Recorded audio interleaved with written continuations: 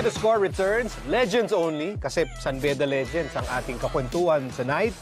Jake Pascual, Dave Marcelo, Borgie Hermida. Now, alam natin lahat na tradition, sobrang lakas niyan sa San Beda. And therefore, pag may isa sa mga tradisyon dapat may iniidolo ka sa NC. So, Borgie, unahin na kita. Sino yung parang naging San Beda idol mo, lalong-lalo na homegrown ka? Yeah, kasi nung elementary pa lang ako, napapanood ko na si Boy Beats, si Kuya Boy Beats. Konti pa lang kasi nag-excel galing sa San Beda noon before sa PBA. So nakita ko siya, sabi ko, okay to si Kuya Boy Beats, ang galing. Oo, ano yun tumi 3 points, saka dumadunk. Yung reverse tumalon, dunk ni Boy Beats, Saka medyo close si Kuya Boy sa akin kaya naging ko na rin. Pero nung elementary, napapanood ko kasi sa San Beda noon, high school, si LA saka si JV. So, sabi ko, pagtungtong ko ng high school, sana maging katulad ako nito sa juniors. So, sana lumapit yung quality ng game namin nung high school. So, yun. Hindi naman dirty player sila, LA saka sila JV Casio,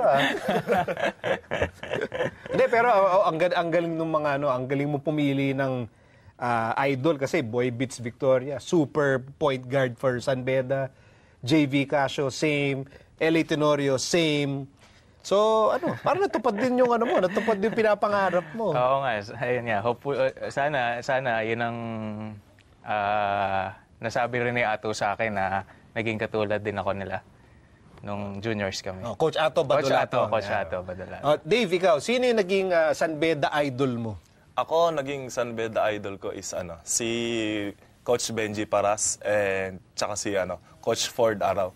Kasi pa lang, pagdating ko pa lang ng high school, mga alumni, mga coaches, yun talaga buong bibig nila. Ford Araw, dapat ganito daw, Ford Araw, laruan ko, ganyan. Coach Benji Paras, ganon-ganon. Kasi doon pa lang makikita mo na yung legacy iniwan nung dalawa na great player na iniwan nila doon sa San Beda community. So, ayun. After noon, siyempre, konting research, ganyan-ganyan, pinapanood-panood. Tapos na-realize ko na, lakas nga nilang dalawang maglaro. No? Talagang alam mo yung binigay nila sa San Beda. Naging teammate kayo ni Coach Benji, Hindi, loko. Parang Coach Ford lang. Parang may similarities sa Benji Paras, Ford Araw, Dave. Mga tisoy mga mistizo okay, pero yun din, lupit din. Lupit din yung choices mo of San Beda idol. Ikaw, Jake, parang medyo may iba yung NCAA idol mo kasi hindi kasi sila galing San Beda Juniors, ako galing akong PCU Juniors.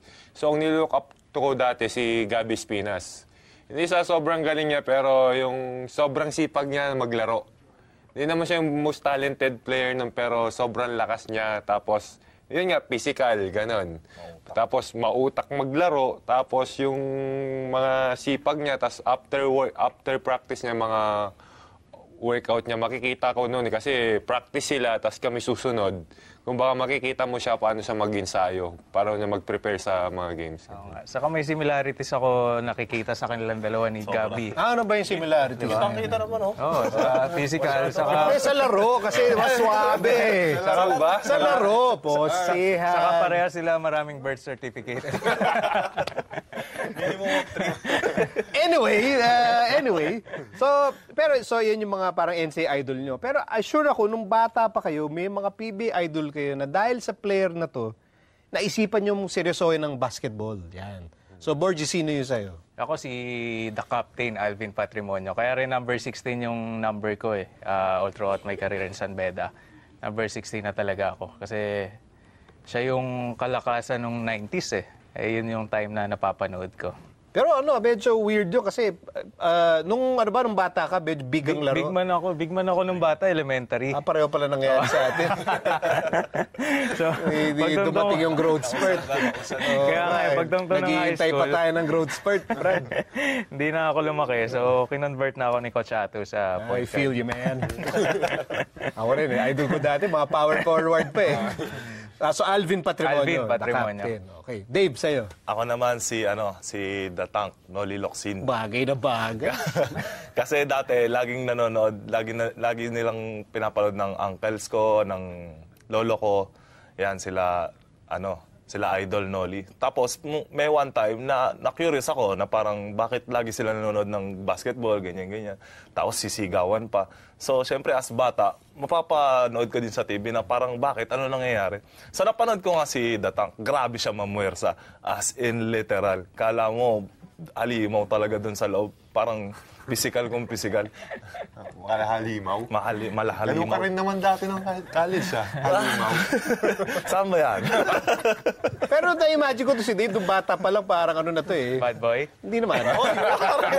Mukha lang, mukhang power forward. Nung bata ka doon, malaki ka na siguro, no? Ikaw, Jake, sino nung bata ka, pinapanood mo sa TV siguro, at sinabi mong, dahil sa player na yan, gusto ko rin maging basketball player. Kasi sa kanila yung mga late oldies sa akin kasi ako sa pinakabata sa amin tatlo, medyo mas bata yung nilolook up to ko ngayon kasi napapanood ko yun sa TV si Mark Pingris. Yun nga, ako power forward pa na ako noon kasi matangkad na talaga nung bata ako. Doon ka lang sa ilalim maglaro. Usually ganun pag sa probinsya eh. So si Mark Pingris, pag nakikita mo siyang naglaro throughout the years, hindi naman siya yung superstar agad na Mark Pingris ako. Parang ganun. Kumbaga nagsimula siya sa hard work, kumbaga papulot-pulot ng bola, tapos yung gustong-gusto ko sa kanya, power rebound niya talaga. Kahit malalaki yung mga kasabay niya, undersize siya pa rin ang nakakuha ng mga bola sa rebound, gano'n. Saka yung work ethic niya doon sa loob ng court, kumbaga yung energy niya, nadadala niya sa buong team. Yun. Siguro, yun yung gusto kong mangyari sa akin ngayon eh. Kumbaga, tutularan mo ba yung mga idol mo dati? Tapos ngayon, blessed ako kasi nakalaro ko siya, naging ka-teammate ko siya. Para nakita mo, yung laro niya before hanggang ngayon, kumbaga pataas pa rin ng pataas. Hopefully makabalik siya this coming season, no? Para may pagkakataon pa makalaro ko siya ulit or makalaban. At maganda dapat sa kanya, iwasan niya kayong dalawa. Crush talaga ni Jake yan. Salamat Thank you very much guys. Pinagbigyan niyo kami, nag-mini reunion kayo and you shared all your memories to all our viewers. So thank you, Jake Pascual, Dave Marcelo, Borgie Hermida.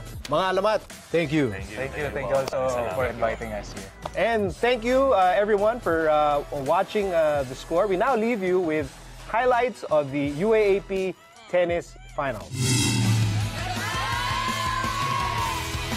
The National University Lady Bulldogs are the queens of UAAP lawn tennis once again. After the second day of the women's finals, National U claims its fifth crown in 6 years against the top-seeded De La Salle University Lady Tennisters. DLSU drew first blood after Angel Santiago swept NU Zan Numlao in singles competition. National U would level the score with their first doubles victory courtesy of rookies Alisa Bornia and Alaya Rahunion. Eventual season MVP Clarice Patrimonio would give NU the 2-1 advantage after dominating her singles matchup against Aubrey Calma. Graduating team captain Zash Kanha and Annie Tumanda would then finish the series for the Lady Bulldogs in an impressive outing against LaSalle's Jenny Dizon and Kizel Diaz, thereby claiming NU's fifth women's title in 6 years. Very overwhelming, very surprising na we're from 0-2 in the first round. Hindi namin alam kung saan kami maghahanap ng motivation para pa makarating dito. So we took it one game at a time from last place to ngayon champion na. So very, very emotional right now.